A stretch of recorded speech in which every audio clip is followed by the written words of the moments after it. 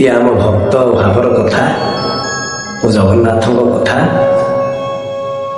ଆପଣମାନଙ୍କୁ ଗୋଟେ ଛୋଟିଆ କଥାଟେ କହିବି। ବ୍ରହ୍ମପୁରର ଜଣେ ଭକ୍ତ ପ୍ରତ୍ୟେକ ଦିନ ଆସନ୍ତି ଜଗନ୍ନାଥଙ୍କୁ ଦର୍ଶନ କରିବାକୁ। ପ୍ରତ୍ୟେକ ମାସରେ 4 ଥର 5 ଥର ସେ ଜଗନ୍ନାଥଙ୍କୁ ବହୁତ ଭଲ ପାଆନ୍ତି। ତାଙ୍କ ପୁଅର ବିବାହର 2016 ମସିହାର ଘଟଣା। ପୁଅର ବିବାହର ହବ।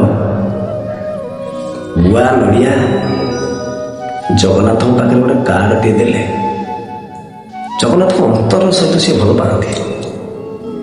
ସତ କହୁଛି, ଜଗନ୍ନାଥଙ୍କୁ ଯିଏ ଅନ୍ତର ସହିତ ଭଲ ପାଏ, ଭାବର ସହିତ ଭଲ ପାଏ, ଜଗନ୍ନାଥ ତାଙ୍କ ପାଖରେ ଥାଆନ୍ତି। 100% ଗ୍ୟାରେଣ୍ଟି। ପରୀକ୍ଷା କରନ୍ତୁ ଆପଣ। କାର୍ଡ ଦେଇକି କହିଲେ ପ୍ରଭୁ ମଣିମା, ମୋ ପୁଅର ବିବାହ କରୁଛି, ଆପଣ ଯାଇକି ପହଞ୍ଚିବେ। ଆଜ୍ଞା, ବ୍ରହ୍ମାଣ୍ଡରେ ଯେତେ ବନ୍ଧୁ ଆପଣଙ୍କର, ସବୁଠାରୁ ବଡ଼ ବନ୍ଧୁ ହେଲେ ମୋ ଜଗବନ୍ଧୁ। ଜଗତ ଯାକର ବନ୍ଧୁ ଯିଏ, ସିଏ ହେଲା ଶ୍ରେଷ୍ଠ ବନ୍ଧୁ। ଆଉ ଯେତେ ବନ୍ଧୁ ସବୁ ପଛ ବନ୍ଧୁ। ଜଗନ୍ନାଥଙ୍କୁ କାର୍ଡଟିଏ ଦେଇକି ଗଲେ, ପ୍ରଭୁ ଫେବୃଆରୀ ମାସ 21 ତାରିଖରେ ମୋ ଝିଅ ପୁଅ ବାହାଘର। ବାହାଘର ଆୟୋଜନ ହେଲା, ପୁଅ ବାହାରିଲା,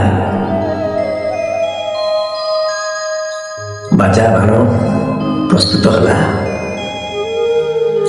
ପୁଅର ବରଯାତ୍ରୀ ଯୋଉଠୁ ବର ବାହାରିବ, ଯୋଉ ଜାଗାରୁ ବାହାରିବ ଝିଅ ଘରକୁ ପ୍ରସେସନ କରି ଯିବା ପାଇଁ, ସେ ଛକ ଯେମିତି ଆମେ ଗୋଟେ ଛକରେ ଯାଇ କରୁଛେ, ଏଇଠି ଝିଅ ଘର କରିଥିବେ, ଏଇ ଛକରେ କରିବା ପାଇଁ ବିବାହଘର ଆମେ ଏଇ ଛକରେ କରୁଛେ।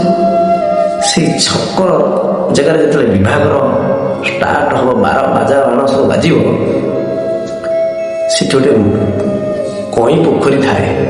ଛୋଟ ଛୋଟ କଇଁ ଫୁଲ ଫୁଟୁଥାଏ। ସେ ପୋଖରୀ ଭାରି ଆବର୍ଜନା, ବହୁତ ଆବର୍ଜନା। ସେଠି କେହି ଗାଧା ପାଧା କରନ୍ତିନି, କିଛି କରନ୍ତିନି। ସେ ପୋଖରୀ ଭିତରୁ ଜଣେ କଳା ହେଇକି ମଣିଷଟିଏ ଆସିଲେ। ଏ ବରଯାତ୍ରୀ ଭାଇମାନଙ୍କୁ କହିଲେ, ବାବୁରେ ଏଠି ପ୍ରସେସନ କରନ୍ତୁ ନାହିଁ, ଆପଣଙ୍କୁ ହାତ ଯୋଡୁଛି। ନା କି ଆଶ୍ଚର୍ଯ୍ୟ ଲୋକ, ଏଠୁ ପ୍ରସେସନ କାହିଁ କରିବୁନି? ନା ଏଇଠୁ ଆପଣ ଏ ଆଗକୁ ପଳାନ୍ତୁ, ସେ ଆଗରେ ଯାଇ କରନ୍ତୁ, ଏଇ ଜାଗାରେ କରନ୍ତୁ। ବାପା ପରେ ଏଠି ପ୍ରସେସନ ହୁଏନି ବାପା। ନା ଆମ ଇଚ୍ଛା ଆମେ କରିବୁ, ତମେ କିଏ ମନା କରିବାକୁ? ନା ବାପା, କଣ ଏଇଠି ପ୍ରସେସନଟା କଲେ, ଏଇଠୁ ପାହୁଣ୍ଡେ ପରେ କଲେ କିଛି ଅସୁବିଧା ନାହିଁ ତ? ମୁଁ ଆପଣଙ୍କୁ ଅନୁରୋଧ କରିକି କହୁଛି, ଏଠି କରନ୍ତୁ। ଏ ବୃଦ୍ଧ ଲୋକଟାର କଥାଟାକୁ ଟିକେ ରଖିବେନି ବାପା? ମୁଁ ତମ ବାପ ସମାନ ବାପା। ଛୋଟିଆ କଥାଟି ରଖିଦେଲେ କଣ ଅସୁବିଧା ହଉଛି? ପୁଅର ବନ୍ଧୁବାନ୍ଧବ ଯେତେ ଯାଇଥିଲେ, କହିଲେ ହଁ, ଜଣେ ବୃଦ୍ଧ ମଉସା ମନା କରୁଛନ୍ତି, ଚାଲ ଭାଇ ଆମର ଆଗକୁ ପଳେଇବା। ସେଇଠାରୁ 50 ପାହୁଣ୍ଡ ଗଲା ପରେ ବାଜା ବାଣ ଯେତେବେଳେ ପୁଅ ବାହାରିଲା, ପ୍ରସେସନ ଆରମ୍ଭ ହବ, ସେ ପୋଖରୀ କୂଳରେ ଗୋଟେ ବମ୍ ବ୍ଲାଷ୍ଟିଂ ହେଲା।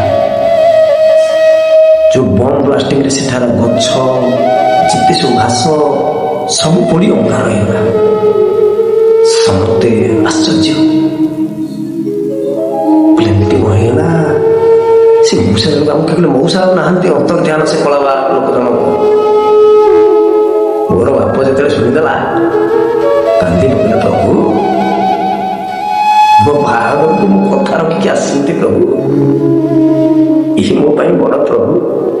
ଆପଣଙ୍କ ଲାଗି ଆଜି ମୋ ପୁଅ ବଞ୍ଚିଗଲା, ମୋ ଗ୍ରାମର 100 ଲୋକ ବଞ୍ଚିଗଲେ।